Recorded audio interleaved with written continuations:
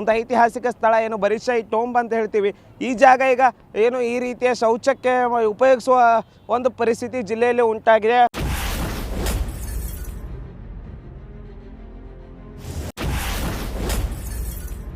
ರಾತ್ರಿ 9-10 ಗಂಟೆ ಆದರೆ ಸಾಕು, ಇಲ್ಲಿ ಸಂಪೂರ್ಣವಾಗಿ ಇದು ದುಷ್ಕರ್ಮ ಅಂದರೆ ಕುಡುಕರ ಅಡ್ಡೆಯಾಗಿ ಪರಿವರ್ತನೆ ಆಗ್ತಿದೆ. ನಮ್ಮ ಬೀದರ್ ನಗರ ಐತಿಹಾಸಿಕ ತಾಣಗಳಿಂದ, ಐತಿಹಾಸಿಕ ಕೋಟೆ ಕೊತ್ತಲಗಳಿಂದ ಹೆಸರುವಾಸಿಯಾಗಿದೆ. ಇಲ್ಲಿ ಬೀದರ್ ಕೋಟೆ ಅಷ್ಟೇ ಅಲ್ಲದೆ ಸಾಕಷ್ಟು ಸ್ಮಾರಕಗಳು, ಐತಿಹಾಸಿಕ ಕಟ್ಟಡಗಳನ್ನ ಒಳಗೊಂಡಿದೆ.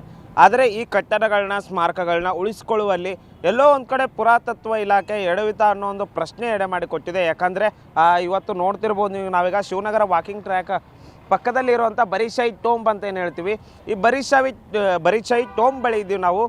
ಈ ಟೋಂಬ್ ಬಳಿ ಏನೋ ಒಂದು ಸುತ್ತ ಕಾಂಪೌಂಡ್ ಹಾಕಿದರೆ ಆ ಕಾಂಪೌಂಡನ್ನು ಕೂಡ ಸಮರ್ಪಕವಾಗಿ ಉಳಿಸ್ಕೊಳ್ಳಲಿಕ್ಕೆ ಪುರಾತತ್ವ ಇಲಾಖೆ ಎಲ್ಲೋ ಒಂದು ಕಡೆ ಎಡವಿತಾ ಅಂತ ಹೇಳ್ಬೋದು. ನೋಡ್ತಿರ್ಬೋದು ನೀವು ಈ ದೃಶ್ಯಾವಳಿಗಳಲ್ಲಿ.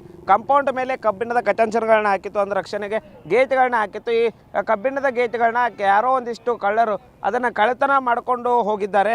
ಅಂದರೆ ಏನೋ ಇಲ್ಲಿ ಸಂಪೂರ್ಣವಾಗಿ ಕಾಂಪೌಂಡ್ ಕೂಡ ಬಿದ್ದು ಹೋಗಿದೆ. ದೃಶ್ಯಾವಳಿಗಳಲ್ಲಿ ನೋಡ್ತಿರ್ಬೋದು, ಅಲ್ಲೊಬ್ಬ ಯುವಕ ಏನು ಬರ್ತಾ ಇದ್ದಾನೆ, ಅಲ್ಲಿ ಕಾಂಪೌಂಡ್ ಸಂಪೂರ್ಣವಾಗಿ ಹಾಳಾಗಿ ಹೋಗಿದೆ. ಯಾರೋ ಕಿಡಿಗೇಡಿಗಳು, ಒಂದಿಷ್ಟು ದುಷ್ಕರ್ಮಿಗಳು ಇಲ್ಲಿನ ಕಾಂಪೌಂಡ್ಗಳನ್ನ ಕೆಡೋದಾಗಿರ್ಬೋದು, ಕಬ್ಬಿಣವನ್ನು ಕಳ್ಳತನ ಮಾಡೋದಾಗಿರ್ಬೋದು. ಈ ಹಿನ್ನೆಲೆಯಲ್ಲಿ ಇಲ್ಲಿ ಸಂಪೂರ್ಣವಾಗಿ ಐತಿಹಾಸಿಕ ಸ್ಥಳದಲ್ಲಿ ಶೌಚ ಮಾಡೋದಾಗಿರ್ಬೋದು, ಮೂತ್ರ ವಿಸರ್ಜನೆ ಮಾಡುವ ಕೆಲಸಗಳು ಕೂಡ ಆಗ್ತಾ ಇದೆ. ನೋಡ್ತಿರ್ಬೋದು ನೀವು ದೃಶ್ಯಾವಳಿಗಳಲ್ಲಿ. ಒಂದು ಐತಿಹಾಸಿಕ ಸ್ಥಳ ಏನು ಬರಿಶೈ ಟೋಂಬ್ ಅಂತ ಹೇಳ್ತೀವಿ. ಈ ಜಾಗ ಈಗ ಏನು ಈ ರೀತಿಯ ಶೌಚಕ್ಕೆ ಉಪಯೋಗಿಸುವ ಒಂದು ಪರಿಸ್ಥಿತಿ ಜಿಲ್ಲೆಯಲ್ಲಿ ಉಂಟಾಗಿದೆ. ರಾತ್ರಿ 9-10 ಗಂಟೆ ಆದರೆ ಸಾಕು, ಇಲ್ಲಿ ಸಂಪೂರ್ಣವಾಗಿ ಇದು ದುಷ್ಕರ್ಮ ಅಂದರೆ ಕುಡುಕರ ಅಡ್ಡೆಯಾಗಿ ಪರಿವರ್ತನೆ ಆಗ್ತಿದೆ. ಉತ್ತರ ಕರ್ನಾಟಕ ನ್ಯೂಸ್, ಇದು ಕನ್ನಡದ ಉಸಿರು.